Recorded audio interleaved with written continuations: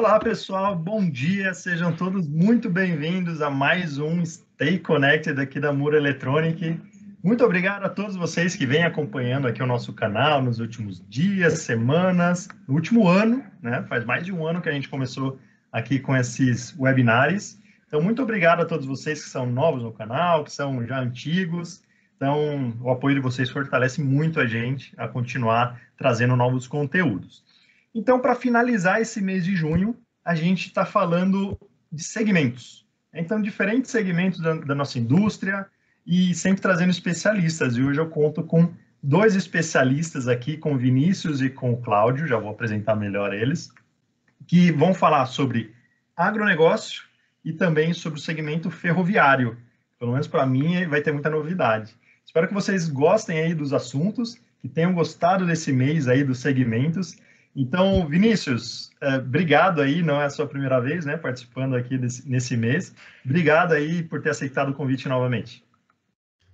Eu que agradeço, colega. E hoje eu estou responsável, né, pelo segmento de mineração, siderurgia e agronegócio. E espero, né, poder contribuir um pouco aí com a experiência que a gente tem nesse mercado aí para vocês. Perfeito. E Cláudio Martins está aqui com a gente também, super especialista no segmento ferroviário, já deu várias aulas aqui para a gente. Cláudio, obrigado aí, seja muito bem-vindo. Fala um pouquinho sobre você, sobre sua atuação. Opa, agradeço, Calegari. Obrigado pela oportunidade, né, de apresentar esse segmento. Bom, eu sou o Cláudio, trabalho com sinalização ferroviária, que é o termo certo de falar automação ferroviária. E trabalho nesse segmento há 23 anos. Já trabalhei em grandes projetos aqui na Vale Norte, de duplicação, metrô Chile, Argentina. Então, a gente tem um pouquinho de bagagem aí para falar de alguns detalhes aí sobre sinalização ferroviária. Excelente, tenho certeza que vai ser muito rica aqui a nossa... Não é nem tanto uma conversa hoje, inclusive, Cláudio, pode já ir compartilhando aí a apresentação que você trouxe. A ideia é que tanto o Cláudio quanto o Vinícius, eles tragam uma apresentação e falem mais do que eu pergunte, né? Então, Cláudio, fica à vontade para começar aí sua apresentação, fala aí um pouquinho de como a automação ou a sinalização funciona aí no segmento ferroviário. Bom, o conceito de automação na ferrovia, ele é classificado como sinalização ferroviária. A sinalização ferroviária, ela engloba todo o controle operacional de uma ferrovia ou de um metrô, desde a velocidade de um trem, a rota que o trem faz, os desvios de manobras, né? E principalmente a parte de segurança. O conceito de sinalização ferroviária, ele é muito próximo de automação safety, muito próximo. A gente se compara com classe SIL 3, por exemplo, mas tem as particularidades. Esse conceito de sinalização ferroviária, ele é feito para que você tenha um intertravamento local para que evite acidente. Você tem que parar o trem a qualquer custo numa situação de insegurança. E nesse meio, existem grandes oportunidades de implementação de automação, porque todas as obras são grandes, todos os projetos são grandes. Então, você tem desde o controle de semáforos, que são sinaleiros, controles de chaves, que é onde mudam os segmentos, onde muda a rota do trem, e codificação, que você conversa com o trem. Nesse ambiente, que a gente está estudando muito, a Mura Electronic, ela tem essa bagagem de equipamento safety, uma durabilidade fantástica, que é da linha do IP67. Então, isso vai de encontro com o que precisa no ambiente ferroviário. O ambiente ferroviário, a cultura é quase que militar dos equipamentos. Equipamentos que vão na ferrovia, vibrações ao extremo, temperaturas ao extremo, umidade, distâncias, né, enormes, geralmente está até no meio de uma floresta. Então, isso tendencia os equipamentos a ter alta disponibilidade, o que é exatamente o que a gente defende pela Mura, os equipamentos que ela fornece. Com esse conceito de sinalização, nós temos muita oportunidade de automação. Trazer esse conceito de automação, que é uma coisa nova na ferrovia também. Geralmente na ferrovia, você tem concentradores, CLPs, com grande densidade de cabos concentrados, grandes lançamentos de cabos. E com a Muro Eletrônica, nós estamos conseguindo criar uma nova tendência de distribuir remotas dedicadas, remotas que consigam reduzir os custos operacionais, reduzir os custos de implementação e, principalmente, ser mais modular. Hoje, os projetos, eles demoram muito o projeto ferroviário. O segmento ferroviário ele é lento para gerar projetos, mas as aplicações são maciças. O último projeto que eu trabalhei aqui na Vale Norte foi a duplicação da EFC, projeto de Estrada Ferro Carajás. Demorou 8 anos para a gente concluir esse projeto. E ele envolve em torno de 840 CLPs dedicados para controlar a ferrovia, fora a parte do CCO, que é o Centro de Controle Operacional, que integra todo esse ambiente. Então, a ferrovia não aparece nada, né? Você olha, você anda de trem, não vê nada ao lado, mas a tecnologia envolvida em sinalização ferroviária, ela é muito alta, muito dedicada, e é um ambiente muito bom para que traga soluções. É um ambiente carente, é um ambiente que demora para se movimentar e as atualizações não são rápidas. Não é um segmento normal de mercado, né, que você troca, você atualiza os equipamentos e vai sempre trocando. Quando você faz um projeto, a tendência do projeto é ter 10 anos de duração ou 20 anos. Nós trocamos projetos de 30 anos de vida útil. E sempre prezando pela segurança, né? E esses projetos, eles se intercalam. Um projeto de uma ferrovia é muito parecido com um projeto de um metrô. Muito parecido. As soluções que você pode implantar numa ferrovia, possivelmente você consegue implantar no metrô. Só que os conceitos que são importantes, os conceitos de ser seguro. Voltando a falar, né? A automação fala safety. Na sinalização, a gente fala de itens vitais. Então, todo projeto de sinalização sempre vai ter esse termo rondando, que é vital. É muito próximo, são normas americanas e normas europeias que a gente atende, né? Embora no Brasil já tenha várias normas, mas geralmente a gente atende essas duas normas. E os conceitos são parar o trem a qualquer custo. Só que também você dá velocidade para o trem. Você também manda um trem do metrô andar a 90 km por hora.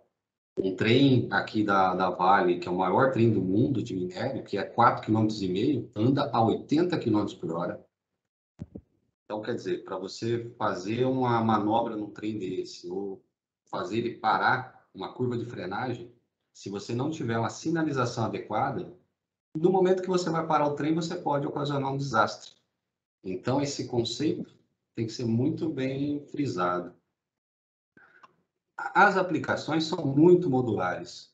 Hoje você vê, por exemplo, aqui na foto, né? Você olha assim, uma confusão, uma confusão na sinalização.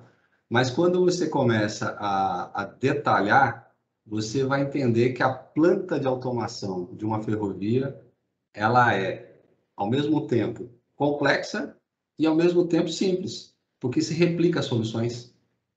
Quando você faz um controle de uma máquina de chave, que é o ambiente que você troca o trem de local, você replica ela em vários locais, nessa mesma aplicação. O grande detalhe é que você tem que ver todas as condições que elas podem ser movimentadas, que elas podem ser alinhadas, ou que possa gerar um erro, né? Aqui, por exemplo, é a imagem do Pátio de Itaquera, onde tem a manutenção dos trens. Então, você vê a complexidade, o tamanho de um projeto de sinalização ferroviária. Como é que você vai conseguir controlar e ter segurança na operação desses trens? Quando você tem o operador, que é o despachante, né, que faz a rota, ou que faz a coordenação, ele sempre erra. A gente erra nas rotas. E aí o sistema que tem que fazer essa segurança de você gerar uma rota de um trem contrário e esse trem esperar que o trem adiante passe a manobra correta. Tem muitas diferenças também, até de codificação de sinalização. o sinaleiro que a gente é acostumado a ver no semáforo, né? O sinaleiro conversa com o maquinista. Você tem aspectos pulsantes que você faz uma manobra, duplos aspectos. Tem hora que você tem um sinaleiro com 3 amarelos, né? Então, o que significa um amarelo, 2 amarelos, 3 amarelos? Isso é uma interface de automação com o maquinista, que o maquinista tem que obedecer essa indicação, e se ele não obedecer, nesse momento, também você faz o intertravamento e você para. O maquinista também erra. O maquinista ele pode querer acelerar num ambiente que não pode acelerar. Então, é todos intertravados. Esse aqui é uma ideia que a gente já está testando já, que é a expansão de sinaleiros ferroviários. Isso já é para apresentar para o Metrorio, já é uma aplicação que já está em andamento para a gente começar a fazer os testes em prática. E os equipamentos da MUR estão atendendo muito bem os testes aqui que a gente está fazendo, está tendo um alto desempenho.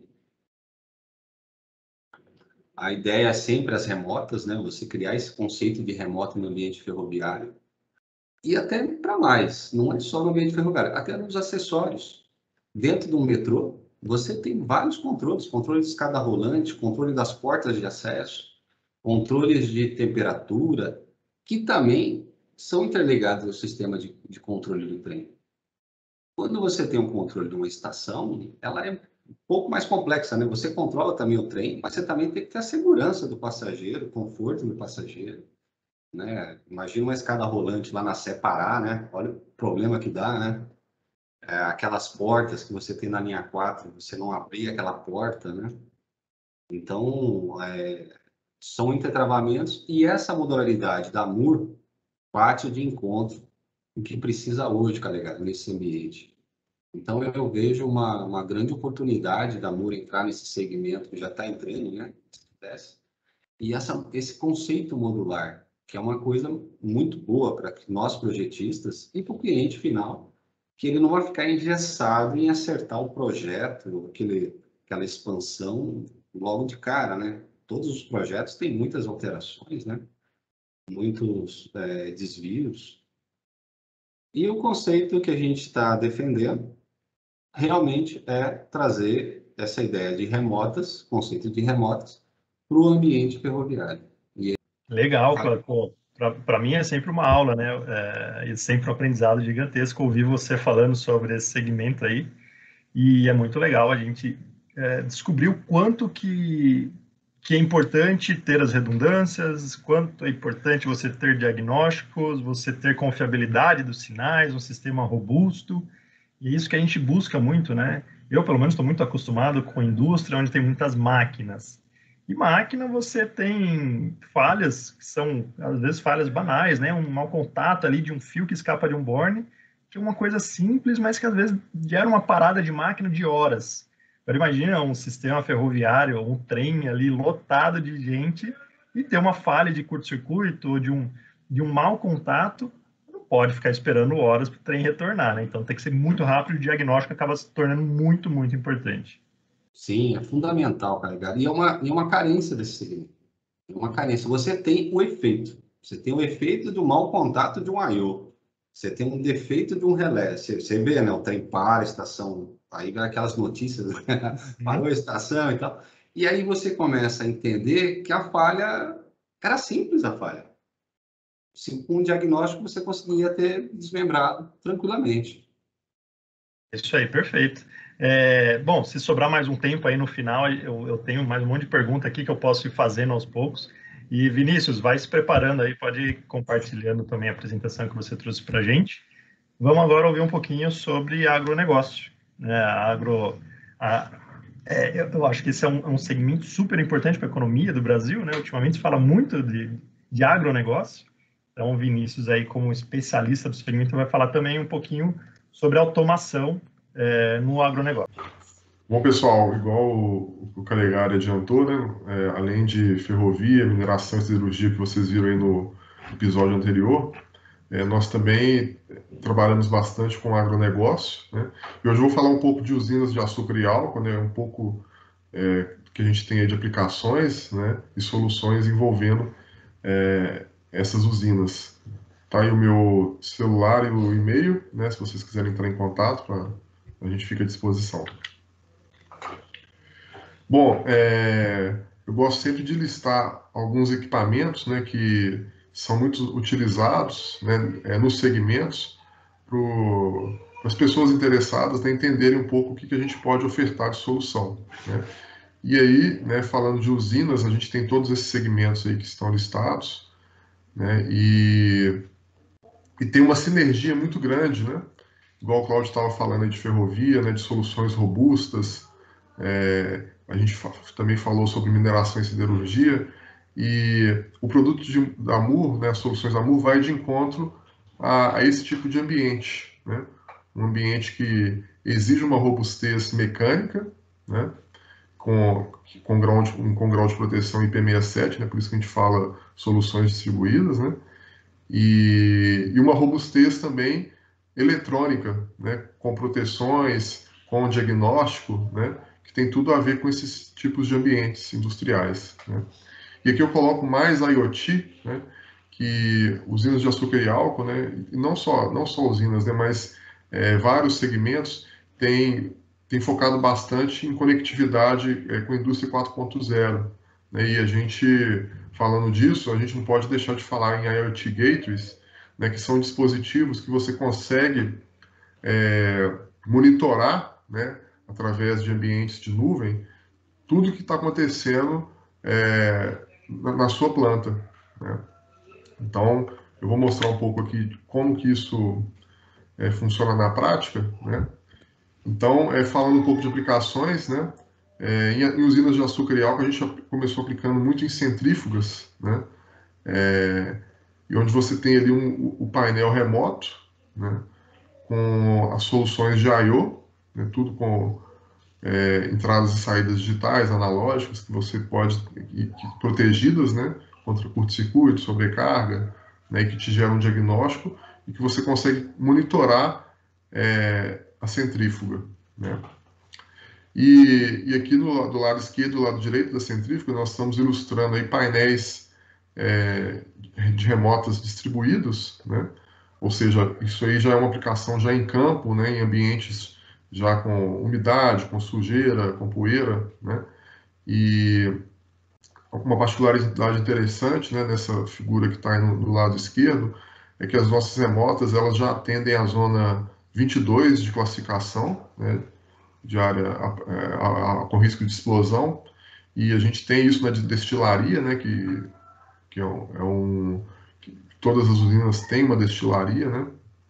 Tem um setor de destilaria, então as nossas remotas já atendem a esse requisito de segurança, né? Então é uma vantagem interessante também.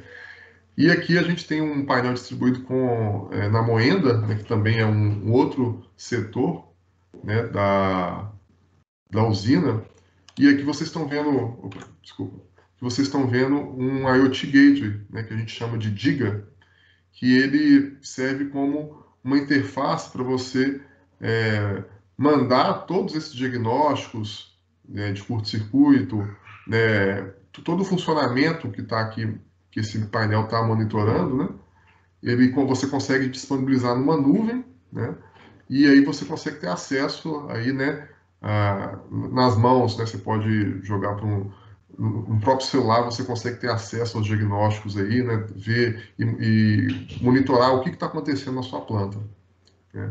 E além disso, você também consegue fazer o gerenciamento de ativos, né, usando esses recursos, esses dados que são disponibilizados pelo IoT Gateway, né? Então isso tudo já é um início, né, da indústria 4.0 aí, e que a gente já consegue atender, né, com as nossas soluções industriais. Aí falando, né, mais alguns exemplos aí, né, de soluções robustas, né? Todos os equipamentos que estão, por exemplo, nesse desenho, né, nesse painel, são IP67. Então, o problema com conectividade, com mau contato, né, que bornes, né, disjuntores, fontes podem dar, né, quando você tem um ambiente mais agressivo, você consegue reduzir muito, né, com esse tipo de solução, porque sua fonte fica IP67, né, os seus módulos estão IP67, o seu IoT também é IP67. Então, tudo fica nessa conexão plug and play, né, que é uma conexão M12, padrão de mercado, né, e aí atende, né, a caldeiras, a moendas, destilaria, né, adornas de fermentação, né, fica uma solução bem atrativa, né, para esses ambientes aí. Bom, pessoal, era isso que eu tinha para falar sobre usinas de açúcar e álcool, né? Eu agradeço aí a todos pela atenção e me coloco à disposição aí para fazer um trabalho de parceria, né, com essas empresas que necessitam de soluções robustas, né? E a gente pode fazer um trabalho a quatro mãos aí. Obrigado, Calegari. Pô, legal, Vinícius. Eu acho que essa perna aí para a indústria 4.0 é super importante também, né? Não só, obviamente, no segmento de agronegócio, né? Nas usinas, mas ela é super importante, principalmente por causa do diagnóstico e disponibilidade de máquina, né? Todo mundo tem que entrar nessa onda, porque não é moda, né? Não é um modismo, apesar de todo mundo falar de indústria 4.0.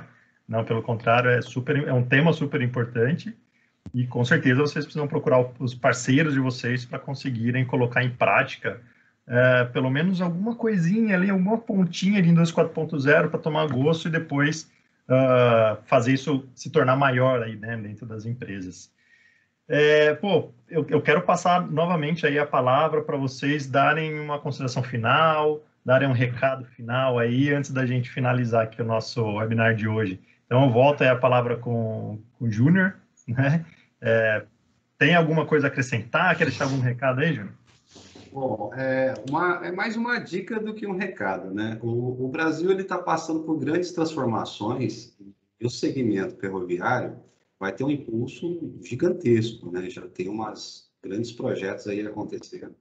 E está precisando muito de mão de obra especialista nisso e soluções aqui para o mercado nacional.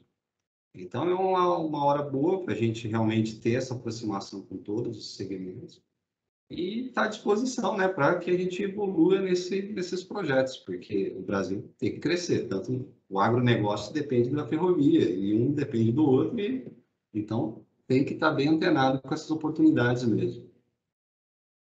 Ótimo recado. Vinícius, últimas considerações aí. Você falou uma coisa importante, né, Calegari, sobre indústria 4.0, né?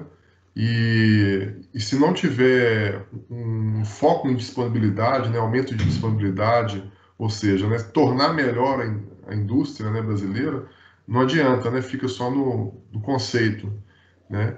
Então eu convido, né, a todos a nos procurarem, né, a buscarem soluções, né, envolvendo a indústria 4.0, porque realmente, né, a gente pode atender de alguma forma, pode melhorar mesmo, né, essa questão de disponibilidade, que hoje manda muito, né, ter um tempo de parada de uma ferrovia, de uma usina, né, são altos valores que são perdidos, né, e a gente pode focar nisso, né, com esse aumento de disponibilidade, né, e com foco mesmo na produção industrial, né. Então, eu convido a todos, né, a trabalharem junto conosco aí, né, para a gente nessa empreitada aí, vencermos juntos essa empreitada. Perfeito. Então, quero agradecer mais uma vez aí a participação de vocês dois, pela aula aí que vocês deram para a gente. Lembrar também que o contato, tanto do Vinícius quanto do Júnior, estão aí na descrição do vídeo, se vocês quiserem chamá-los e conversar mais sobre os segmentos que eles falaram aqui para a gente, que eles apresentaram para a gente. Fiquem à vontade, mandem aí as perguntas para eles, interajam com eles, eles estão totalmente à disposição de vocês. Lembrar também, né, que essa foi a última apresentação aqui de segmentos do mês de junho, então, para você que não assistiu os outros episódios, a gente já falou falamos de agronegócio e ferrovia hoje, mas já falamos de portos, mineração, siderurgia, bebidas, alimentos, bens de consumo, segmento automobilístico.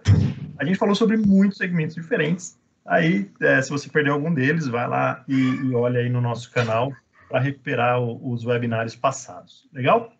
E avisar também que no próximo mês, né, em julho, a gente volta com aquela programação que a gente estava fazendo desde o início do ano. A gente vai trazer um tema e em volta desse tema, toda quinta-feira a gente vai trazer um especialista, A gente vai fazer uma discussão numa mesa redonda, a gente vai fazer interação com vocês ao vivo. Então não perca aí, na próxima semana a gente vai apresentar qual que vai ser o tema do mês de julho. Legal? Então é isso, pessoal. Espero que vocês tenham gostado. Muito obrigado aí pela audiência, né? Por vocês estarem acompanhando a gente. Indiquem aí o canal para os seus colegas que gostem de automação. E quem não se inscreveu ainda, se inscreva, que é importante para a gente. Muito obrigado e até semana que vem com mais um Stay Connected. Até lá.